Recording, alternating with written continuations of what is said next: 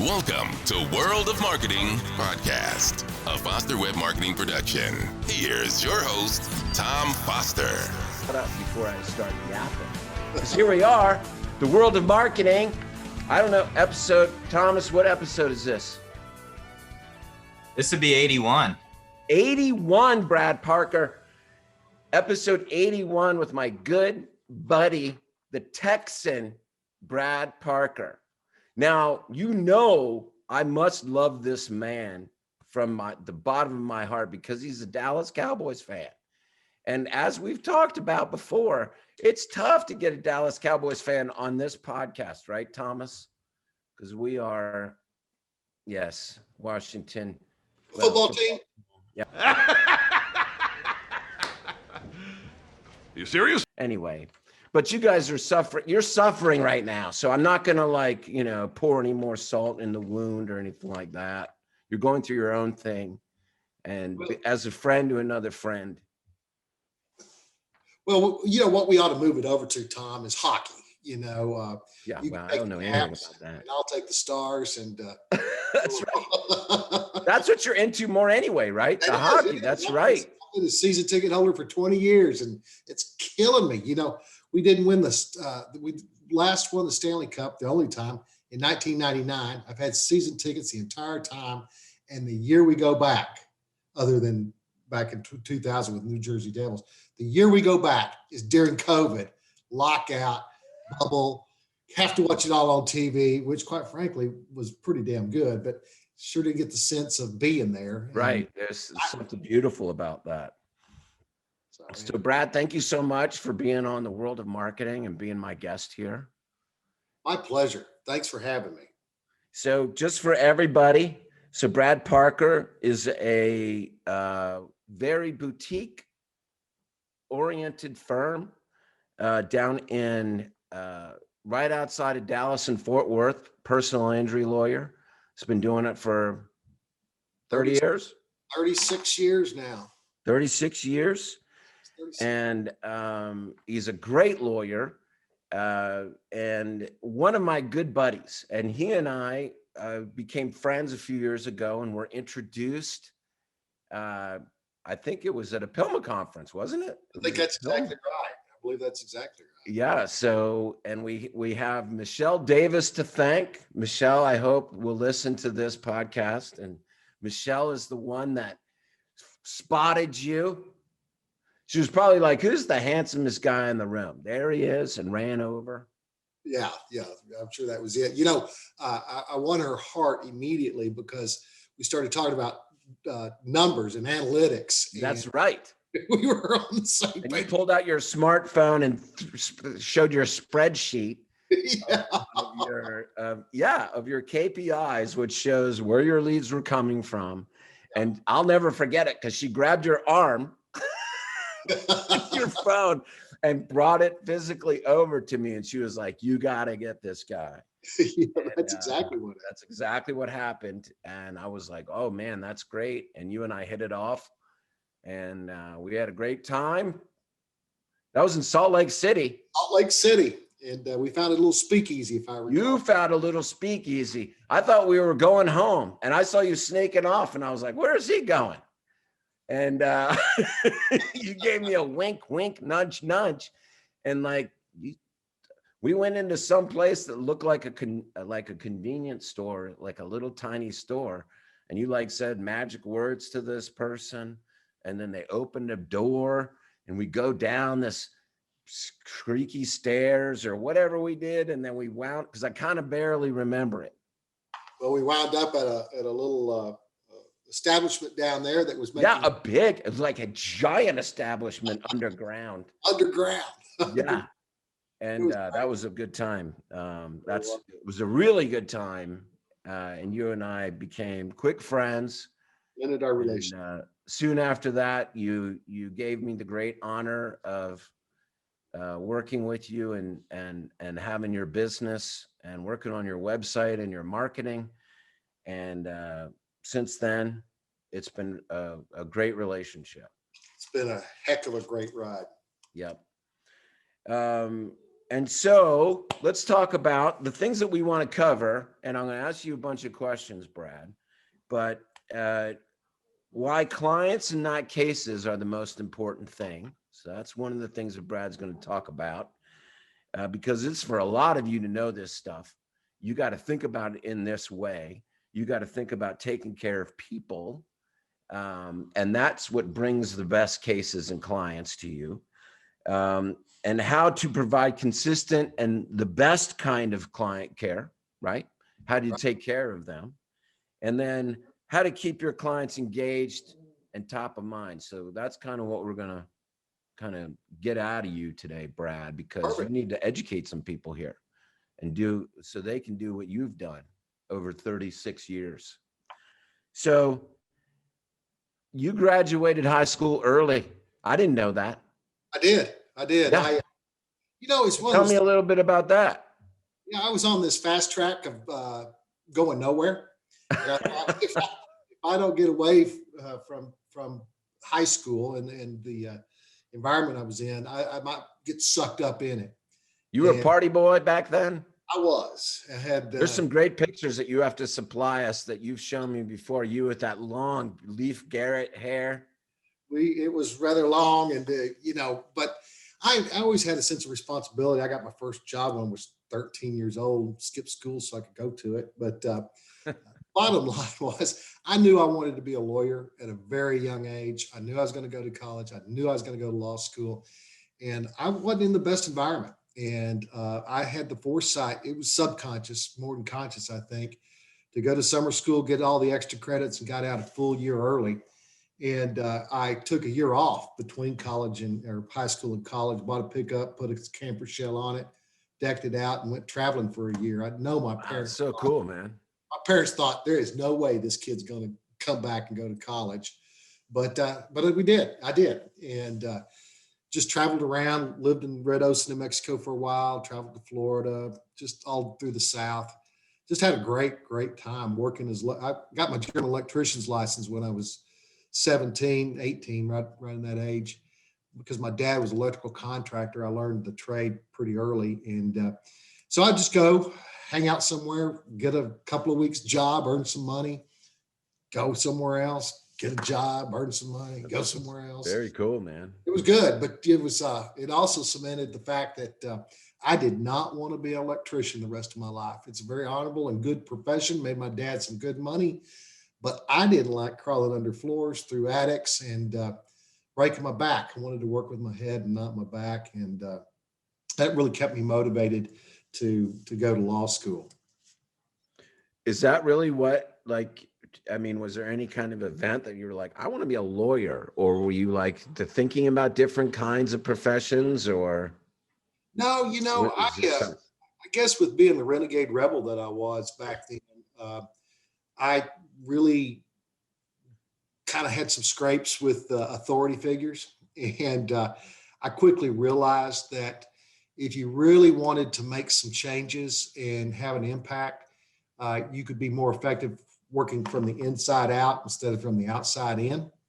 And I don't know why I focused on being an attorney, but it just resonated with me very early, by the 7th or 8th grade at the latest. And it just resonated with me. That's interesting. What I do. And I didn't have a clue about what kind of lawyer or whatever. I just knew I wanted to fight the system and help people. That's all I knew. And so that propelled me on that direction. So after you were like, I don't want to be crawling through people's attics anymore. How old were you when you made this decision? I was 7th or 8th grade. No, but I mean, no, you were an electrician, you were working, and you were you said, I don't want to do this anymore. How old were you then?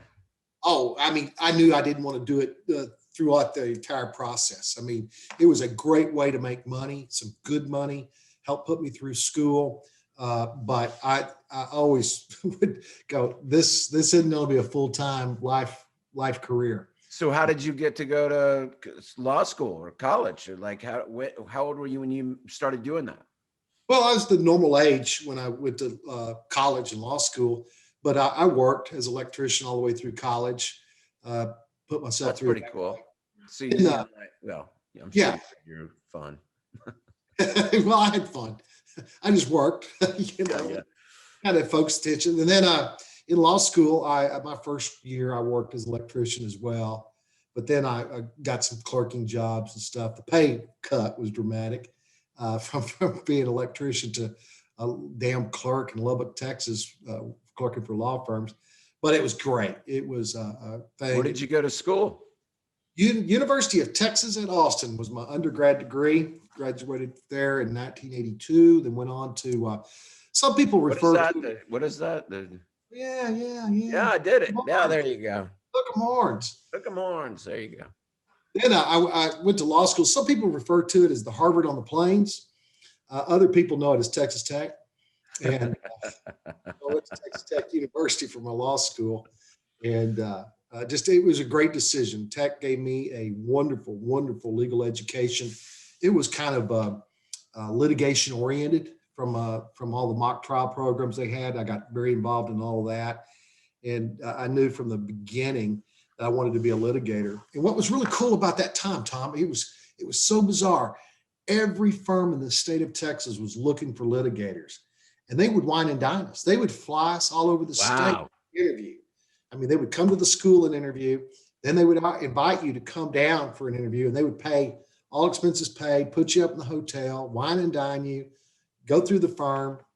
I mean, and I probably had 7 or 8 offers across the state when I graduated. I'm just thinking for personal injury plaintiff work, just litigation. I didn't know that I wanted to do personal injury necessarily at the time. Just go argue in court, whatever. Just get in the damn courtroom. That's all. Isn't that interesting? Well, is it like that now? No. Why? No, let me back up.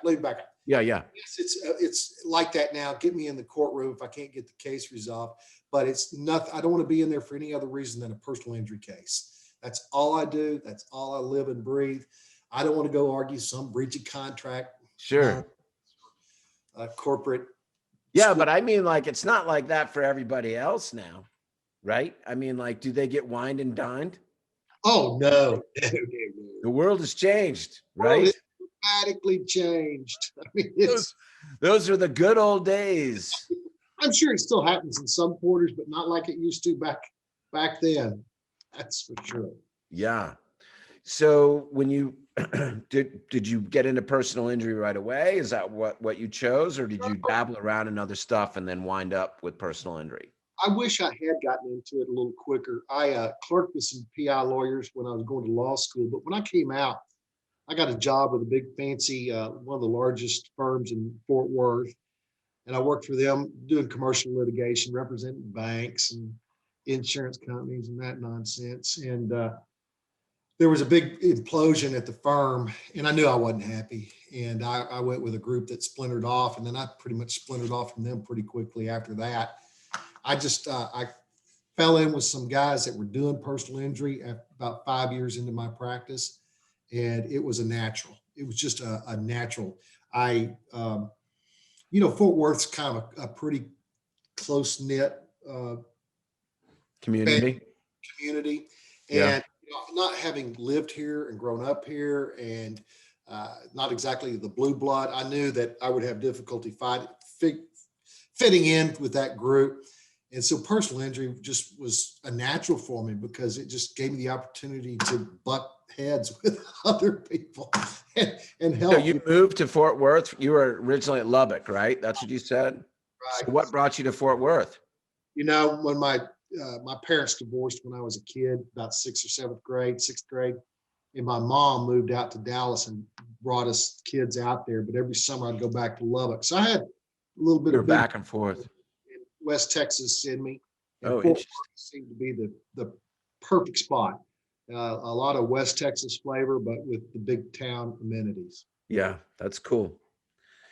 So you've been practicing since 1995.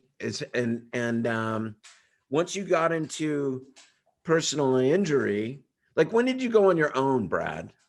Well, I consider having gone on my own probably in about 1992 or 93. I hooked up with some other people, a couple of other attorneys, and we were doing, or they were doing a little bit more commercial stuff. I took on the personal injury aspect, and dove in head first, full force ahead. And then we kind of merged that firm. Some guys left, some others came, and that happened a couple All the time. years. And then by about 2000, we had a horrible tornado in Fort Worth, Texas.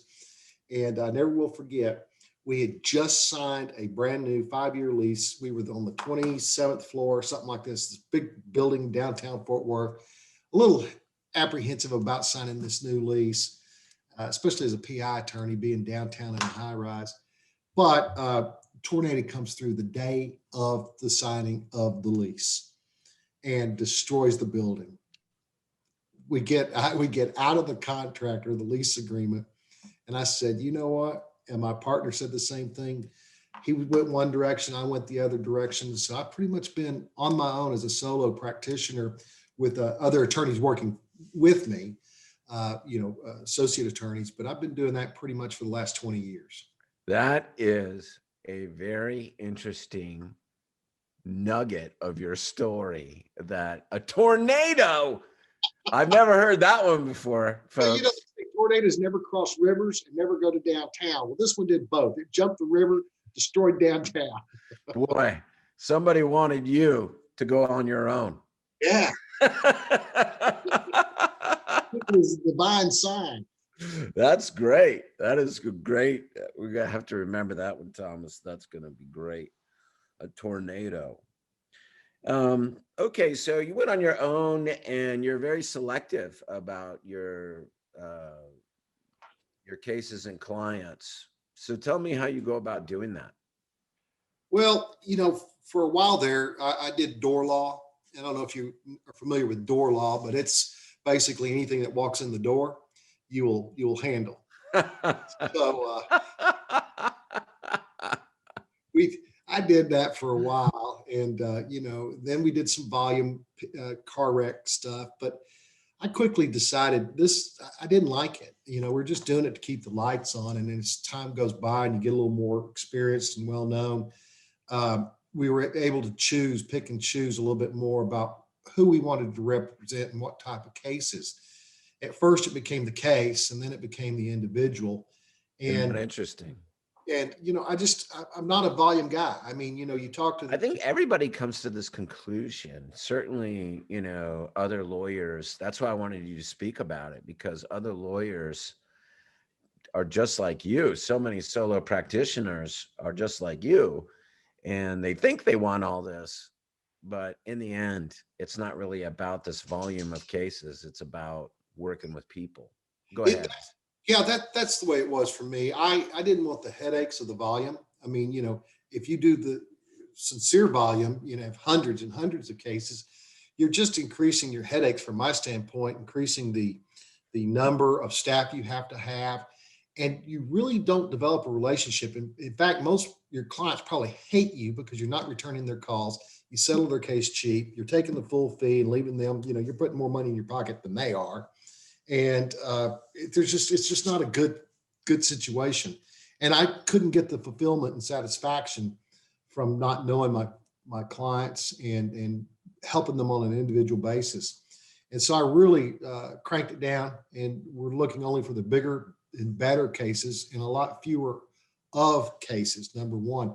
But I also wanted to be the experience that my clients had with me. I wanted that experience to be the best customer relationship experience that they've ever had in their life, that they had no hesitations, reservations whatsoever about recommending me to their families, their friends, their neighbors, and bragging on what great service they had. And so we implemented a number of different ways to do that. And, it all boils down to pay attention, call them back. Just be nice and Right. treat them like you want to be treated. Right. Take the time to explain, sit down, have them come in, get coffee. We send them birthday cards, Christmas cards, anniversary cards. We really develop a friendship over the course of their case, and even afterwards. I mean, it's amazing. I'll give you an example. A client I had 15 years ago sent me a card over Christmas because a common friend of ours had passed away. I wrote him back, and then we picked up the phone and talked. And during that talk, he goes, I can't believe that I'm picking up the phone and talking to someone that represented me 15 years ago. He says, but I get your newsletters, I get your cards. You're always in front of my mind. I haven't known anybody that needed you. Thank goodness. I mean, from his standpoint, because if you need my service, something bad has happened. But it was just very fulfilling to have that conversation with him after so many years and just catching up and like it was yesterday. Well, that's great. You should ask him for a review. I did. Attaboy. Well, you know what? It's very interesting that you say that because, well, first of all, there's so many. Okay, there's a couple of nuggets I want to pull from that. First, I want to say you can take a path, as you well know, of like, I'm going to be a solo practitioner or a small controlled firm where you pick and choose whatever. I got other guys that have huge firms that have created but that's a mill. You're running a big company. You just need to know what you're getting into. And so for those, and these guys too, that they've got that down. And that is one avenue that you can go and you can grow. And yeah, there's a lot of headaches there, that's for sure. But they're well equipped to deal with that. But one of the things that you said that was really interesting is, it's your motivation of making sure that client has the best experience. And that's kind of the lead, right? That's really important to you, right? Absolutely. From the first time they call in to the firm, and all the way through to when we give them their check. I want everything to be impeccable. It's kind of that, like, it's you're a very nice man. I mean, like, and if, you and I became friends, like, immediate, like I met you and I was like, wow, this is like one of the nicest guys ever. I wanted to be your friend. And, that's kind of grown. We've hung out. But I mean, like, that's just who you are. And, it's great that you've been able to turn that on in yourself. And I'd suggest that to everybody else that's listening, is that what you are is you're just a kind person that's caring and loving people and trying to help them and ensure that they feel great about that experience. Ultimately, right? That they come out on the other end of this misfortune, because that's exactly what it is. Oh yeah. With a positive memory, like as positive as that can be. And it's funny because we haven't said one word about money. Notice, here we are half an hour into our conversation and we haven't said anything about that. Obviously, everybody wants to, you need to make money in order to survive, but that kind of comes if you have the attitude that you have, right? Well, it does. I mean, and I've noticed over the years, the biggest problem, used to, and even more generation before me, their method of marketing was do a good job, you'll be rewarded for it, and people will remember. Well, with the proliferation of the business and the industry, that's not necessarily true anymore. And so it takes a good marketing plan. You've got to stay in front of these people. You've got to stay in front of other people, referring attorneys, and you've got to let them know what differentiates you. And yes. I think that one of the things that we really strive to do is work on, number one, that client experience will be top to, second to none. And the second one that we've really been capitalizing on and do is that, our core values. Core values aren't something that you make up. They're something you discover within yourself and within your team. Yeah. We spent a lot of time rooting those out, figuring out what they were, what we all brought to the table. And now we operate completely by our core values. We hire by our core values. We fire by our core values. We take clients based on our core values. I've got such a great team that I've spent years developing and working with. I don't want them to have to deal with a problem that is nothing but a problem from day Right. one. You start to protect. Yeah, I know. I'm the same way. Protect my team, and Yeah. I want them to have the ability to really help people who appreciate, who listen, and that all kind of goes hand in hand, and we do that great job, and we let people know that we're doing that great job, not just from the client experience, but from a legal standpoint too, of getting great results, of course.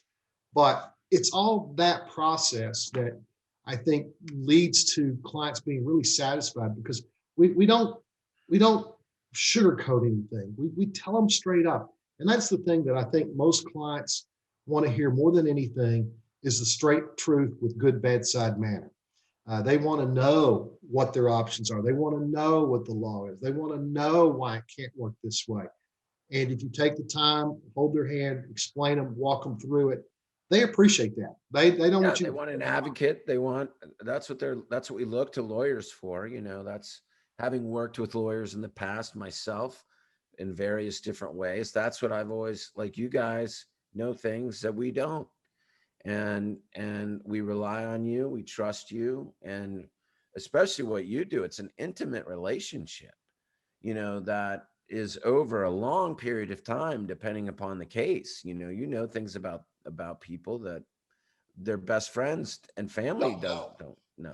That's exactly right. I can assure you. Yeah, I mean, and I love, kind of going back to your story about that client from 15 years ago, kind of really sums it up for us here, because one of the things that we were going to talk about is, how do you stay engaged and keep clients engaged with you? Because people don't, once we have a relationship with a lawyer like yourself, um, you don't want to go find somebody else. And 15 years is a long time. It's hard to remember what happened last month, and especially with world events and things that are happening, it's really hard to stay connected to people in a real way. And so a lot of the things that you do is just for that. He mentioned your newsletter. I get your newsletter all the time, and he's like dying to refer somebody to you. And obviously we don't wish an accident on anybody, but point is that's exactly what more could you ask for? That's exactly what kind of law firm that you want to build, right? Yeah, it absolutely is. And staying in front of them, and the newsletter, we don't try to write about a bunch of legal stuff. I talk about stuff that the firm's going through, that I'm going through, my daughter's wedding, Yeah. to continue that personal I relationship. read that. Yeah. From on your newsletter.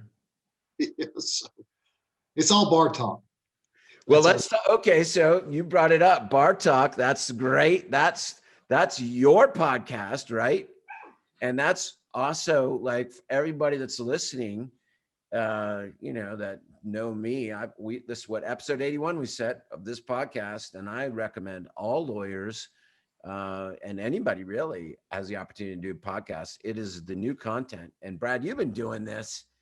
You've been doing Bar Talk before it was called a podcast. We just renamed it on you, right? Yeah, right. Yeah. I mean, Bar Talk started with little FAQ 90-second videos. Hi, I'm Brad Parker, the attorney you want, but hope you never need. This is another edition of Bar Talk. We preface it with a question. Are you wondering why the other side won't pay for your hospital bills? Yeah, answering the questions people have. Questions they have. Then we moved it over to our newsletter. We changed the name of the newsletter to Bar Talk. And then it just naturally fell into the podcast, and the Bar Talk podcast. It's the musings of lawyers, entrepreneurs, and other interesting people.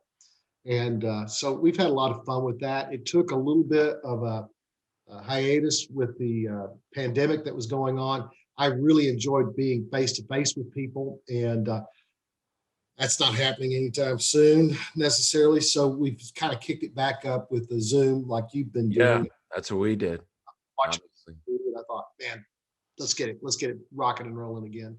So we're kicking that back up, and we've done a few. We've got coming out. So it's just different people digest information different ways, and so I think you've got to be out there in as many different formats and many different forms as humanly possible, so that you're covering all the bases in case your client is a podcast person, you're there. If they're a video person, you're there. If they're a newsletter person, you're there. If they're an email person, you're there. So that's kind of what on we're trying. Facebook, you're there. Oh yeah, yeah. If you're tweeting, they're Instagram, whatever, whatever the. And I know that you're working with your daughter as your marketing director. Yeah, that worked out really, really well. That did work out very well. Tom, that's the other thing, and I think you've told me this, and others have too. But you've really got to. You can't, as an attorney running your firm, be the marketing director. It will not work. It is a full-time job, and you've really got to hire someone to come in and run with it. You can direct it, you can control it. You got to be the CEO of the firm. You got to tell them what you want, but you actually writing copy and doing your email back-end campaigns is ridiculous. Like, you're laughing now. There's no way. Right. Overwhelming. No kidding. Stupid. Yeah. It's crazy. But the stuff that you're doing obviously is really important, making sure that the brand is an elevated brand all the time, that when people come to Parker Law, they're going to have the best experience, and making sure that infiltrates in everything that you do. That's critically important. That's the most important thing that you do. Well, it really is, and I'm really proud. We finally put our core values on several months ago. Let me see if you see this. Oh, look at that! We put it together on that's great. And so this is on our website. This is what we give clients. This is what I send other attorneys, explaining our core values and why they should send cases to us. Wow, we'll put that as a link in our notes here, so people can grab that from you.